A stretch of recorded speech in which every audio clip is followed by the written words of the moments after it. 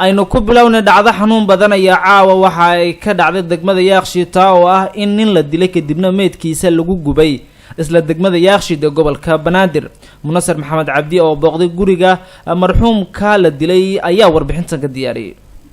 dadkoodan meeshaas u jeeda sawirka Allah sameeyay qoyskani si wanaagsan ayuu waaga ugu bariyay maanta hase ahaatee casir liiqani waxa gurigan ka jirta murugo.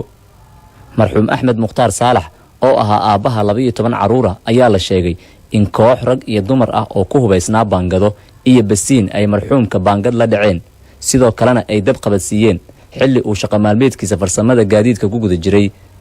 sida ay sheegeen ehelkiisa waxa dilka marxuumka loo aaneynayaa heebsooc guur. maxamed cumar yuusuf waxa uu goobjoog u ahaa sida dhacdadan ay u dhacday.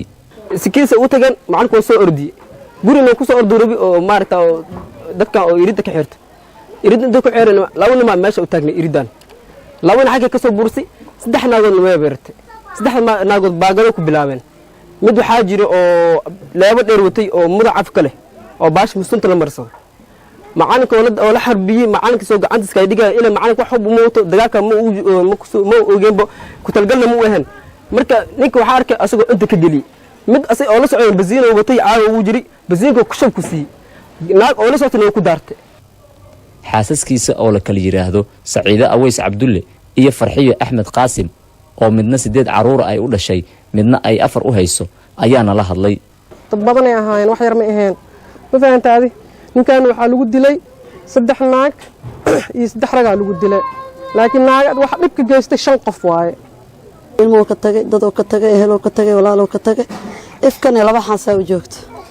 marxuumka la dilay ee halkan lagu gubay sida la sheegay ayaa waxa uu aabo u ahaa uu kurinayay ilaa iyo 12 caruur waxaana kooxda weerarka ku soo qaaday sida la sheegay ay diris la ahaayeen marxuumkan. aabaha marxuumka oo lagu magacaabo Mukhtaar Saalax ayaa sheegay in wiilkiisa uu ahaa xooga kaliya ee qoysku leeyahay. alxamdulillah adan bas gacanta ku hayay xoogoodaas ahay